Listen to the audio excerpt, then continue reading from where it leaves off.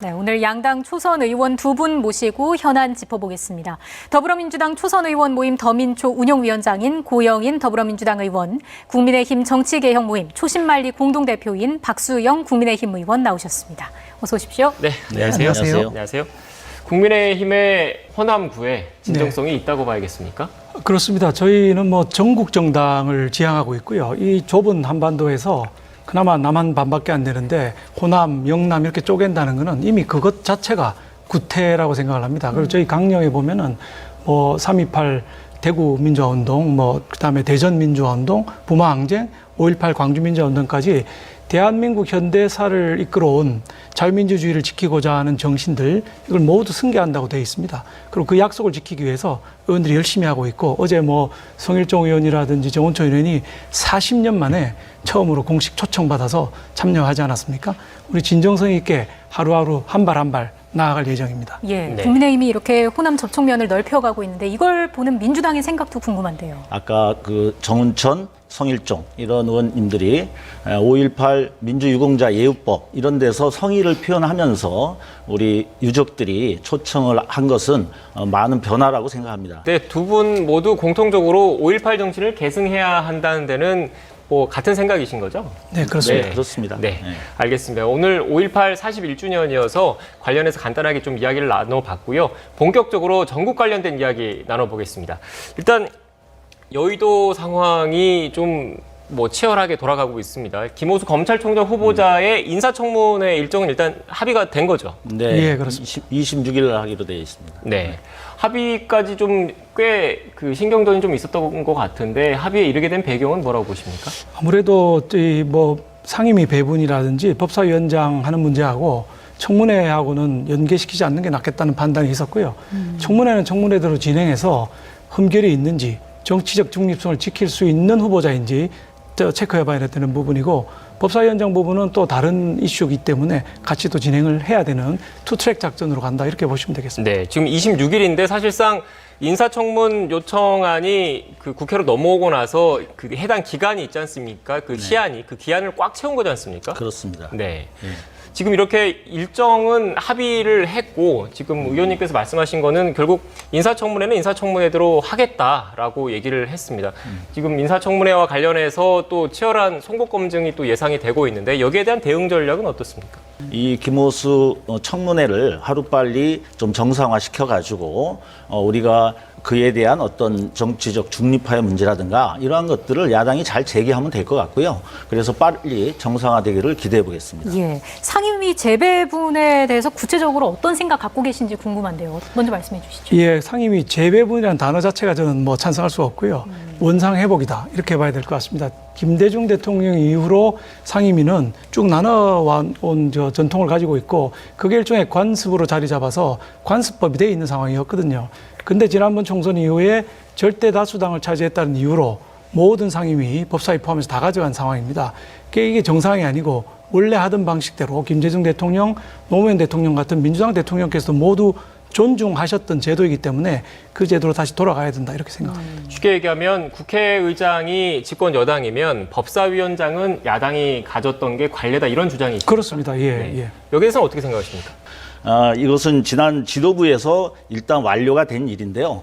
당시에 상임위 7개 저희들이 야당 몫으로 가져가야 된다라고 저희들이 했던 일이고 단지 이제 이 법사위원장 문제는 원래 기능대로 체계 자꾸 수정에 그치면 괜찮은데 이것이 상원 역할을 하면서 여러 가지 시급한 민생 현안이라든가 이런 것들을 막는다든가 또는 반대의 어떤 입장을 거기에다가 삽입한다든가 이런 부작용들이 많았기 때문에 일단 이것이 제대로 된 정상화된 법사위가 되기 전까지는 이 부분을 여당이 책임 있게 맞는 것이 맞다 이런 판단들을 저희가 하고 있는 것입니다. 네. 그 부분은 이제 지난 1년 동안 운영한 경험치가 있습니다. 1년 동안 이제 민주당에서 법사위원장까지 다 가지고 갔는데 그 결과가 뭔지 우리가 봐야 됩니다.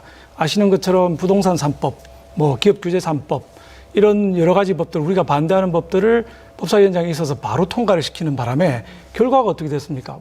아파트는 지금 가격은 천정부지로 오르고 전월세는 없어지고 청년들은 연끌을 해서 아파트를 살려고 하는 아주 부정적인 효과가 나타났거든요.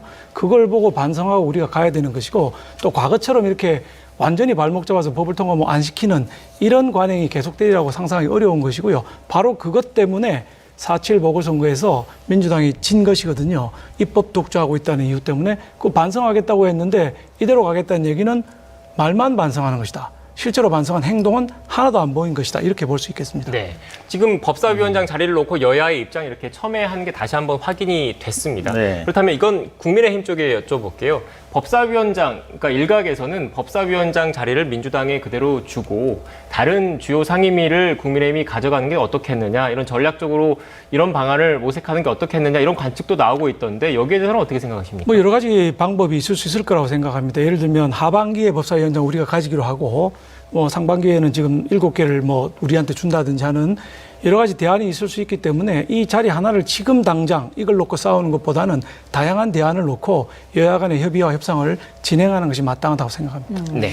근데 어쨌든 이게 2년 전에 한번 이제 일단락된 것이고 이것을 다시 재논의를 얘기하려면 최소한 작년에 우리에게 모두 주겠다라고 선언했던 이거에 대해서 입장이 어떻게 바뀌었고 합리적인 방안을 얘기하면서 나와야 이게 좀 진정성이 있는데 작년에 정리된 내용을 다시 되풀이하면서 한다라는 건 좀 의미가 없다 이렇게 보고 있어요. 네.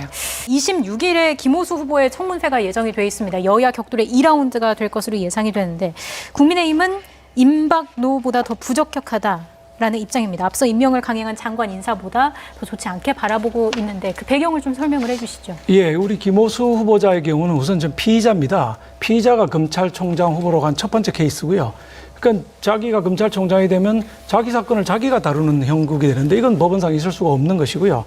두 번째는 이게 검찰총장은 법무부 장관보다도 더 정치적인 중립이 중요한 사항인데 이분이 세 분의 법무부 장관을 모시면서 차관으로 있는 사이에 정치적 중립을 훼손하는 행위들을 많이 하셨거든요. 예를 들면 조국 사건에 관한 수사를 윤석열 당시 검찰총장을 제외한 수사팀으로 꾸미자고 한 것도 있고요. 수사지휘권을 행사하는 우리 추미애 장관한테 대해서 아무런 반기를 들지 않고 그대로 진행한다든 등 정치적인 중립성 부분하고 피의자 부분 이 두 가지가 가장 큰 쟁점이 될 것으로 예상하고 있습니다. 네, 어떤 정부가 그 정부의 국정 철학과 계를 같이 하는 사람들을 인사하는 것은 어떻게 보면 당연하고 자연스러운 일입니다.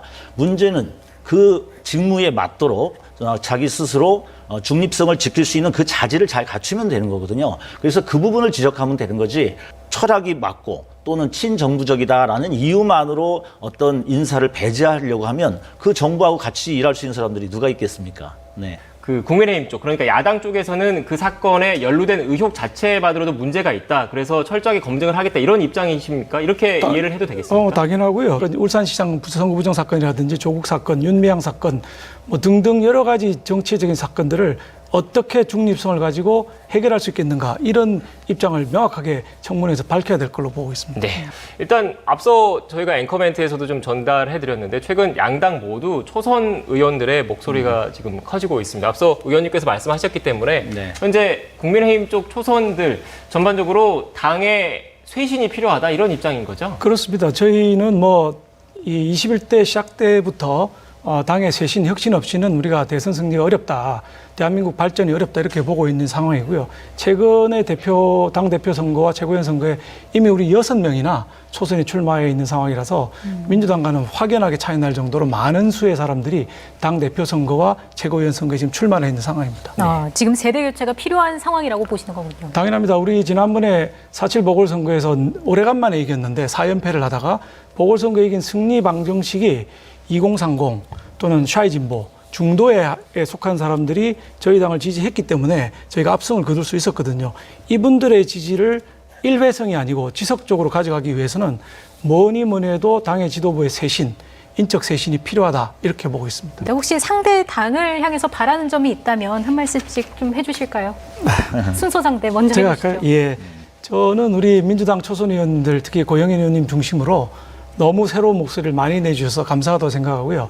바라는 것이 있다면 국회가 청와대 출장소가 아니라는 거, 청와대의 지시로 법을 무조건 빨리 통과시키려고 하는 이런 걸 버려서 상권 분립의 견제와 균형의 원리 이걸 중심으로 하는 국회로 자리매김할 수 있도록 해주셨으면 좋겠습니다. 예. 네, 우리 박수 의원님이 칭찬해 주셨으니까 저도 한마디 하겠습니다.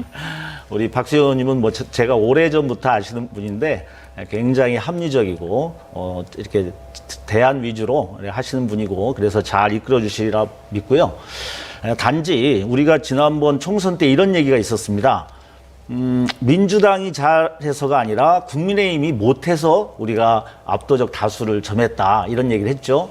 그런데 이번에 재보궐선거도 마찬가지로 국민의힘이 잘해서라기보다는 저희들이 못해서 했다 이런 얘기가 있습니다. 그 얘기는 언제든지 우리가 국민들의 눈높이 기준으로 보면 언제든지 비판의 대상으로 전락할 수 있기 때문에 굉장히 겸손하고 진정성 있는 것들이 이제 중요하다고 생각합니다. 그래서 너무 이제 지금 여러 가지 말의 성찬이라든가 이런 것들이 끝나지 않고 행동으로 잘 보여줘서 좀 이미지 정치가 되지 않도록 하는데 우리 더불어민주당과 함께 우리 국민의힘 초선들도 좀 내부 쇄신을 제대로 해줬으면 좋겠습니다. 네.